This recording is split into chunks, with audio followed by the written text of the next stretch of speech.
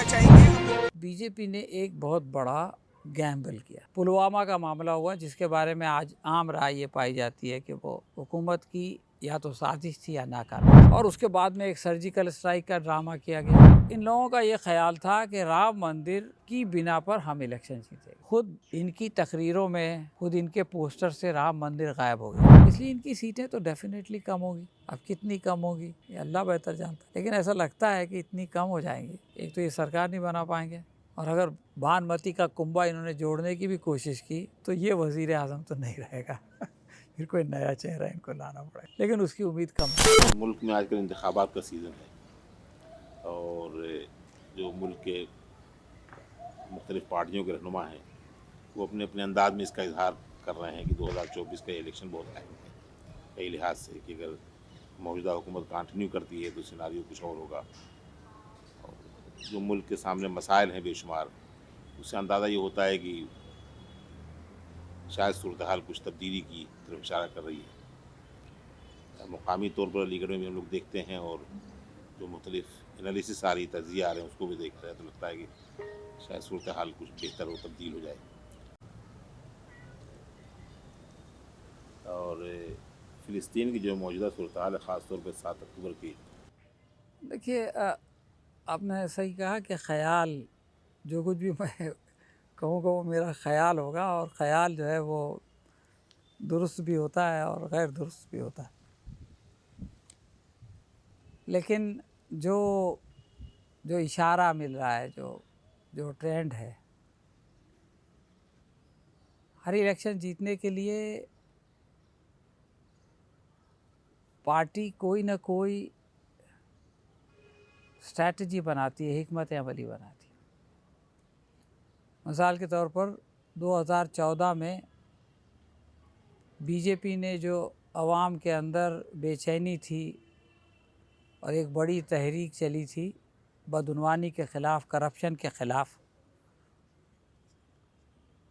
उसको बनाया अपना बुनियादी हदफ, और ये कहा कि मुल्क में जो बदहाली है उसकी वजह करप्शन है, और जब ये करप्शन चला जाएगा तो अच्छे दिन आ जाएंगे। यही नैरेटिव था, ये बयानिया था। तो लोगों ने कहा कि वाकई हालात तो ख़राब थे, करप्शन भी था, और लोगों ने उसको रिलेट कर लिया, और बीजेपी जो है वो इक़्तिदार में आ गई। इसके बाद ये सूरत हाल हुई कि 2019 इलेक्शन से पहले राफेल का मामला आ गया, और ख़ुद इस हुकूमत पर बदउनवानी का इल्ज़ाम लग गया। यानी वो जो पूरा सिनारियो था वो बिल्कुल रिवर्स हो गया। तो उस वक्त बीजेपी ने एक बहुत बड़ा गैम्बल किया। वो गैम्बल ये था बहुत बड़ा, जो कि जुआ खेला, और वो जुआ ये था कि पुलवामा का मामला हुआ जिसके बारे में आज आम राय ये पाई जाती है कि वो हुकूमत की या तो साजिश थी या नाकामी थी, तीसरी कोई बात नहीं है। और उसके बाद में एक सर्जिकल स्ट्राइक का ड्रामा किया गया, उसकी भी हकीकत लोगों के सामने आ चुकी है। लेकिन उससे ये लोगों में पैगाम दिया गया कि हमने जो है वो घर में घुस के मार दिया और बदला ले लिया, और इसलिए आप हमको दोबारा मौका दो। तो लोग आर्जी तौर पर बदउनवानी, जो राफेल का मामला है, उसको भूल के दोबारा उन्होंने, उस वक्त एक ख्याल ये भी था कि साहब 5 साल का मौका बहुत ज़्यादा नहीं होता है। इन 3 चीज़ों की वजह से ये लोग दोबारा आ गए।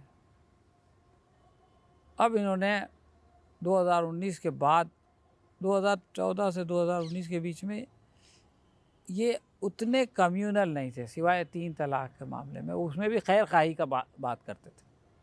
लेकिन उसके बाद आप देखें कि 370 का मामला, बाबरी राम मंदिर का मामला,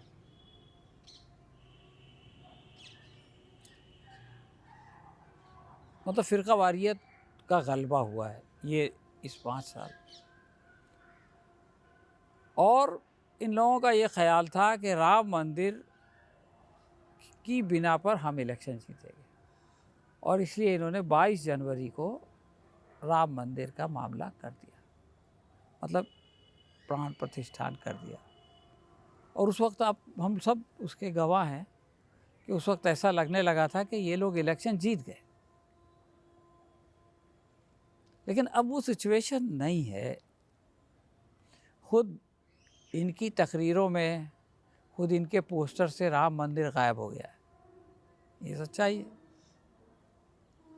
अभी जो CSDS का सर्वे आया तो उसमें सबसे ज़्यादा लोगों ने अहमियत दी है बेरोज़गारी को, उसके बाद महंगाई को, उसके बाद करप्शन और राम मंदिर को 8% लोगों ने, हिंदुत्व को 2% लोगों ने अहमियत दी है, और विश्व गुरु को भी 2%। तो इससे पता चलता है कि जिन इश्यूज़ को अपोजिशन ने उठाया, देखिए बेरोज़गारी को किसने उठाया, महंगाई का इशू किसने उठाया, तो पता चला कि आवाम का कंसर्न और अपोजिशन के इश्यूज, ये दोनों एक दूसरे के साथ मैच हो रहे हैं,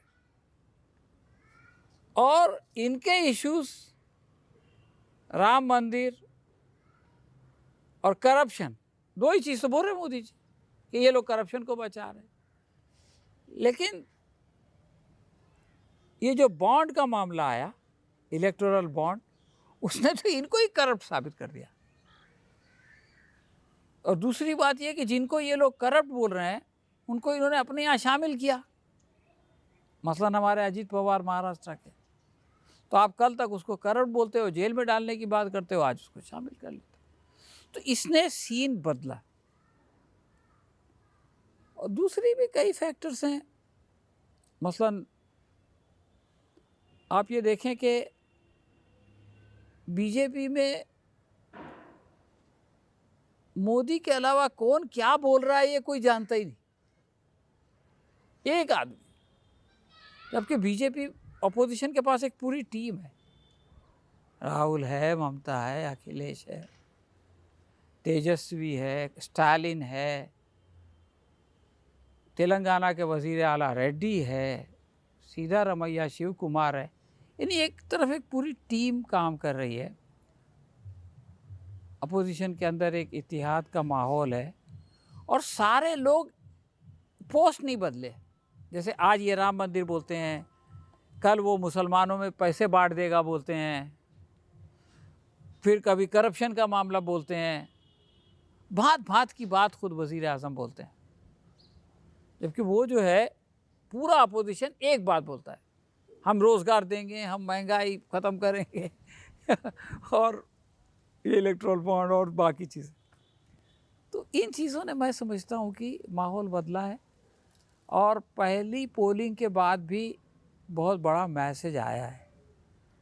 आप ये देखें, जिन 10 कॉन्स्टिट्यूएंसीज़ में सबसे कम पोलिंग हुई, उन 10 में बीजेपी की MP थी। और ऐसा नहीं है कि बीजेपी वाले इलाकों में हुआ।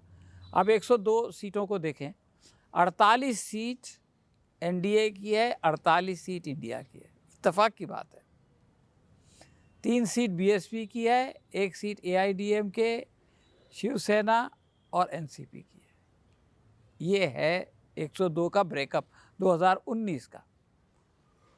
तो 48 सीटें ऐसी थी जिसमें कि NDA जीता है, और उसमें ज़्यादा तादाद में बीजेपी जीती है। उसमें से 10 सीटों में सबसे कम पोलिंग का होना ये बताता है कि ये जो इनका जोश जज्बा था जिससे कि ये इलेक्शन जीतते थे, वो कम हो गया। और उसका असर हमको मोदी के चेहरे पे, मोदी की तकरीर पे भी फ्रस्ट्रेशन दिख रहा है। और फिर मोहन भागवत का ये कहना कि हम अपनी 7 साला तकरीबात नहीं मनाएंगे, हमने बहुत कुछ नहीं, बहुत कुछ जो है अपनी पीठ ठोकने की ज़रूरत नहीं है, बहुत सारा काम बाकी है, ये सब चीज़ें क्या इंडिकेट करती हैं? अब क्या होगा ये तो अल्लाह बेहतर जानता है, गैब का इल्म किसी के पास नहीं। लेकिन जो पहले कहा जा रहा था कि आएगा तो मोदी, 400 पार हो जाएंगे, 370 अकेले बीजेपी के आ जाएंगे।